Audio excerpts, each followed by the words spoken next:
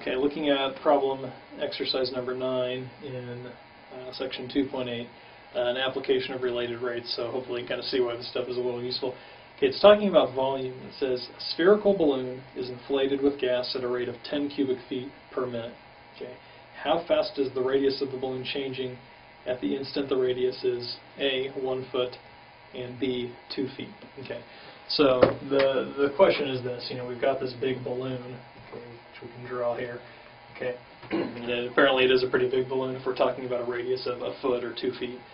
But we know that we're pumping air into this balloon at a rate of, what do they say here, 10 cubic feet per minute. Okay, so we know something about how much air is going into this balloon. Now the question is, given that rate of change of air going in, how quickly is the radius changing? Now remember, when you have a sphere, the radius is just the distance from the center to the edge. Okay. Well, this problem's a little complicated because we need some more information. We need a relationship between the amount of space inside this balloon and the radius. And since they say it's a spherical balloon, there is a formula for the volume of a sphere. Volume is 4/3 times pi, that mathematical constant, times r cubed. Okay. So if you tell me the radius of a balloon, a spherical balloon, r, I can get the volume, which is the amount of space inside, using this formula. Okay. Now, it kind of takes a little bit of practice to kind of figure out how implicit derivatives or related rates in this case come into play, but actually they gave you a related rate in the problem. Okay, and the related rate that they gave you was dV dt equals 10.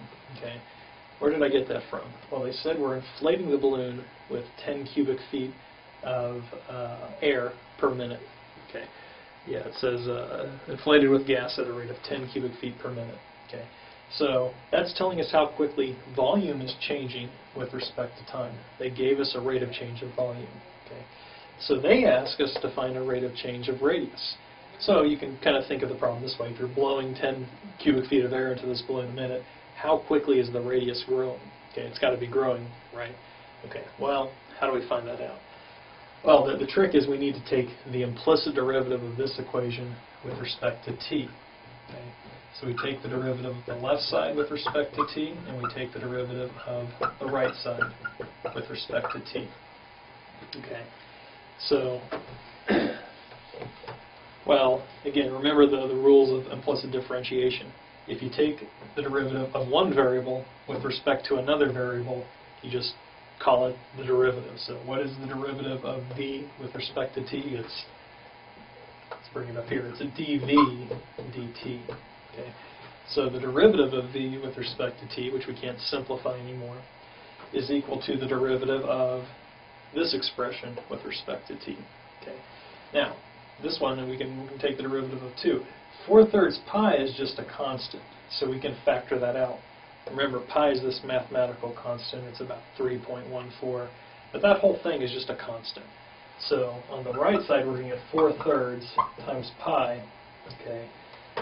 Now, what's the derivative of r cubed with respect to t? Okay. Well, we can use the generalized power rule again. We're taking the derivative of a variable cubed with respect to a different variable.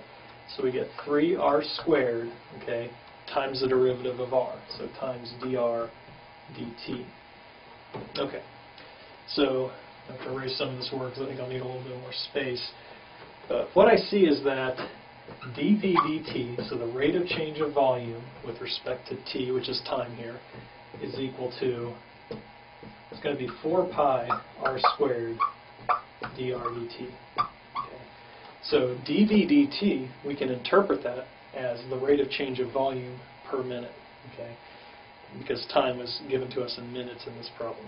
Dr dt is the rate of change of radius in units of radius, which would be feet in this problem, per minute. Okay. So for example, in part A, they ask us to find dr dt when r is equal to 1. So the question is this: when the radius is 1 foot, so the radius of the balloon is 1 foot, and we're blowing 10 cubic feet of air into this balloon per minute, how quickly is that radius growing per minute? Okay. Now that 10 cubic feet has to deal with volume. What about radius? Well, we just plug 1 in for r. Okay. And actually, we plug 10 in for dV dt. because they tell us we're blowing 10 cubic feet of air in per minute. So I get 10 equals 4 pi times r squared dr dt. So if I solve this for dr dt, I get 10 over, that'll be 4 pi. Okay. So I'll find my calculator here.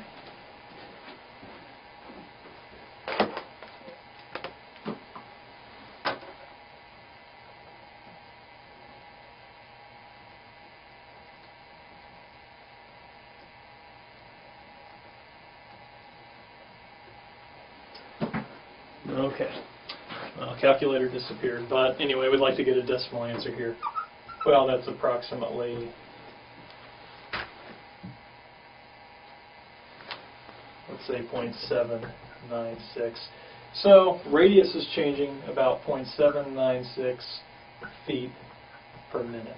Okay, at that one moment in time when the radius is one foot. Okay, the radius is growing about 0.79, about 0.8 feet per minute. Okay, they also asked us to find the rate of change of radius when r is equal to 2.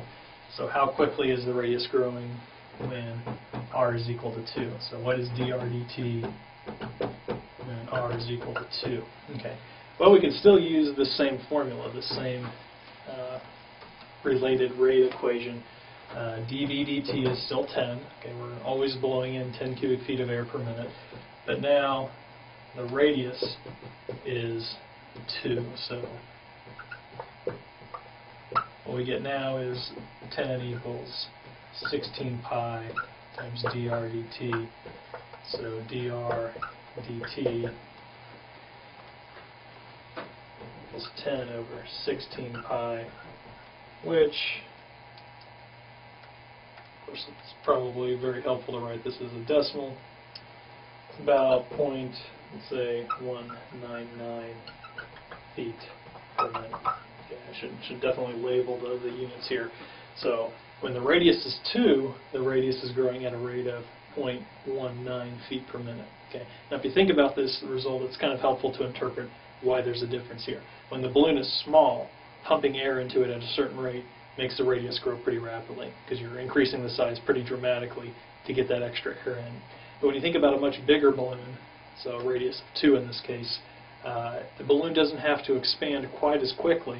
The radius doesn't have to grow quite as quickly to accompany this 10 cubic feet of air coming in per minute. So we'd expect this number keeps getting lower as the balloon gets bigger.